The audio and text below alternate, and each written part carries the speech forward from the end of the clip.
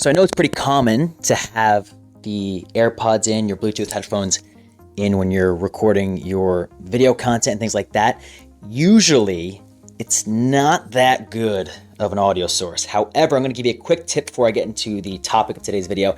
And that quick tip is to, if you're going to use the AirPods, Bluetooth headphones, as your audio source and also your microphone on your podcast, that I highly recommend you use the software called Descript. There's a feature in Descript called Studio Sound, which will clean up a lot of the kind of like that hollow sound that comes from speaking with AirPods. It's almost like your guest and even yourself as the host is speaking through a tunnel and it's kind of echoing. Studio Sound can kind of bring that in, make it sound a bit more homey. Now, getting into the topic of today's video. In today's video, what we're going to talk about is trust. Now, you've heard trust a million times before. You've heard of trust, and then you have the like trust factor, but we're going to focus specifically on trust and how you can build trust with your customers.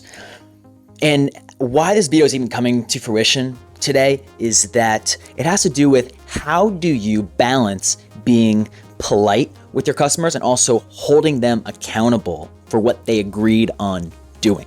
So kind of like this idea of when someone builds out a vision for themselves, the coach, the advisor, the consultant, the mentor, how do you hold someone accountable to the vision, the future that they've decided to create, or in other words, decided to begin creating for themselves?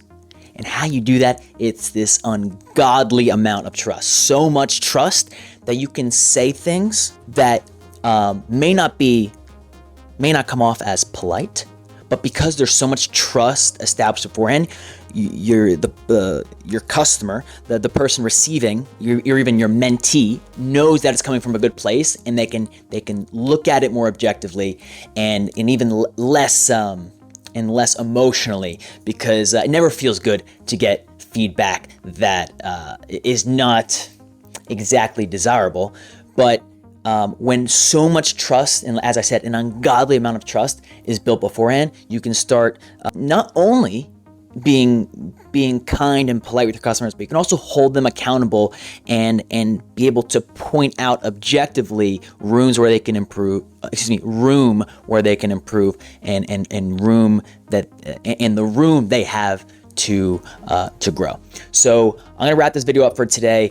I hope you enjoyed the tip that I let you in on at the beginning of the video, and then also the bigger theme that we were talking about today about trust.